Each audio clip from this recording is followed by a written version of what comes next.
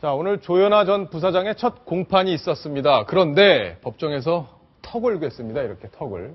자, 턱을 괜는데 자신의 혐의에 대해서는 또 인정 못하겠다. 이런 얘기가 나왔었는데. 자, 일단 황순욱 차장이 오늘 네. 법정에서 있었던 일을 짧게 먼저 설명을 좀 해주시죠. 네, 1시간 20분 정도 진행된 상태였는데요. 고개를 푹 숙이고 내내 지켜봤고요. 그리고 또 수건으로 눈물을 닦는 모습도 있었지만 중간에 방금 앵커가 말씀하신 것처럼 지루한 듯이 턱을 괴고 있기도 했습니다. 그런데 주장한 내용을 보면요. 그 비행기가 이동하는 구간 한 20에서 50m 정도 이동을 했다라는 진술이 나오고 있는데 그 부분에 대해서 그 부분은 항로가 아니다. 항로는 하늘을 날았던 구간만을 항로라고 한다라는 부분을 적극적이고 강력하게 주장을 했다고 합니다. 그 이유가 따로 있다죠, 변호사님? 네. 네. 제가 한번 지난번에 말씀드렸잖아요. 예. 그러니까 무협지 보면은 왜 팔다리 주고 몸통 보호하는 딱 그 전략인 거죠. 네. 그러니까 혐의가 4개인데 그 중에서 강요나 위력 같은 거 인정하는 거예요. 지금 변호인이나 피고인은, 저 조연아는. 예. 오직 부인하는 게 항공보안법상의 2개거든요. 그게 제일 무겁죠. 그렇죠. 제일 예. 세니까. 그러니까 때리지 않았다. 그건 항공기 안전운전자의 폭행죄 그거 안 하려는 거고.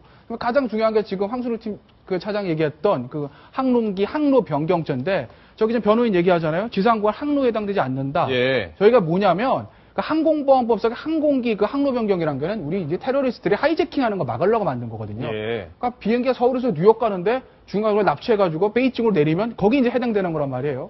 근데 이거는 지금 땅에서 한 바퀴 돈 거니까 변호인들 얘기는 야, 안 떴잖아 비행기. 땅에 있는 거잖아. 그러니까 항로 변경 아니다라고 주장하는 거고 검찰은 뭐냐면 문 닫았으면 그때부터 출발이다. 그때부터 항로니까 항로 변경 맞다. 이렇게 얘기하고 있는 거죠. 지금 아마 저쪽으로 변호인 측은 집중을 할 것 같아요. 근데 제가 하나 질문이 있는데 진짜 턱 괴고 이렇게 있었답니까? 그렇게 지금 현장 취재 기자들은 전해지고 있습니다. 그러니까 이제 조현아 전 부사장이 그 원래 그 예전부터 숟가락 물고 태어나서인지 모르겠는데 굉장히 이제 주변 사람들 당하게 하는 거죠. 형사사건에서 피고인이 이제 재판부에서 턱 이렇게 괴고 있으면은요 옆에 있던 변호사들 당황합니다. 굉장히 당황하거든요. 물론 턱 괴고 있다고 해서 형량이 늘어나거나 유죄가 무죄가 유죄로 바뀌는 건 아닌데 그 재판부에 대한 태도 자체가 안 좋게 보이거든요. 판사가 그런 부분을 지적하거나 그러진 않나요? 지금 재판 중에? 지적했다는 거 아니에요? 네, 그러니까요. 그러니까 저희가 언제 저런 게 있었냐면 예전에 그 하나그룹 김승현 회장이 그 폭행 사건, 아들을 위한 폭행 사건을 봤을 때 판사가 어떻게 때렸습니까? 그러니까 복싱하듯이 이랬으면 이렇게 했거든요. 예. 그래서 또 판사한테 굉장히 지적을 받았죠. 태도가 불량하다고. 아, 그걸 재연했다고? 네, 재연했죠. 그러니까 사실 그게 그 죄진 피고인이 와서 잘못했습니다. 될까 말까인데 이렇게 때렸다고요? 복싱 모르세요? 판사님? 이랬거든요. 그게 굉장히 안 좋게 보인 건데 조현아 부사장이 턱을 괴고 있었다. 뭐가 그렇게 궁금해서 턱을 괴고 있었을까요? 턱을 괴고 있다가 지적을 받았는데 잠시 후 또 턱을 그랬다는 괜대요. 거죠. 그러니까 이제 아마 좀 습관적으로 좀 턱을 괴는 게 있는 것 같다. 이런 분석이 좀 현장에서 취재 기자들이 얘기를 하고 있는데. 아니, 근데 재판부 그래도 보기- 상식적으로 지적을 받으면 그걸 고쳐야죠. 재차 예. 지적을 받을 때까지 계속 한다는 거는 좀 이해를 할 수 없는 행동이 아니냐. 이런 이제 취재 기자들의 전언입니다. 예.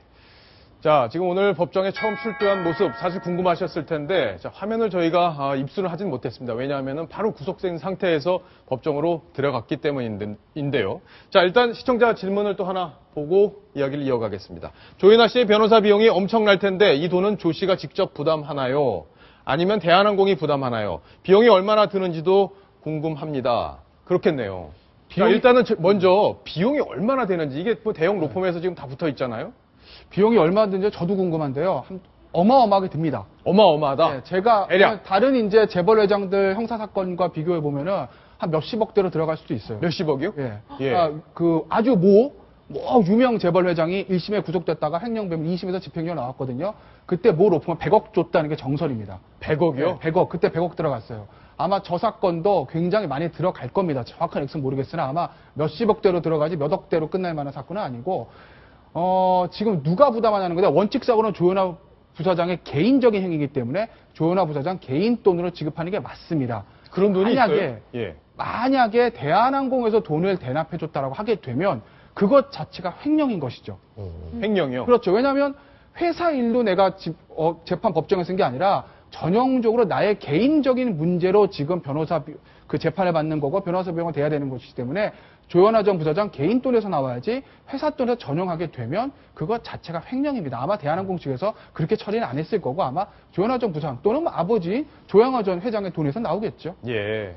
자, 일단 그래서 저희가 대한항공 측에 문의를 해봤습니다. 과연 이 돈을 어느 쪽에서 부담을 하는 건지, 이 카카오톡 질문이 아까 한 4시 한 10분 좀 넘어서 도착했던 질문인데 저희가 그래서 전화를 해봤습니다. 어떻게 대답을 했는지 직접 한번 들어보시겠습니다. 그것도 개인이 내는, 그 회사는 모르는 부분이에요. 죄송합니다. 저희들한테 여쭤봐도 대답할 게 없고요. 대답할 수도 없어요.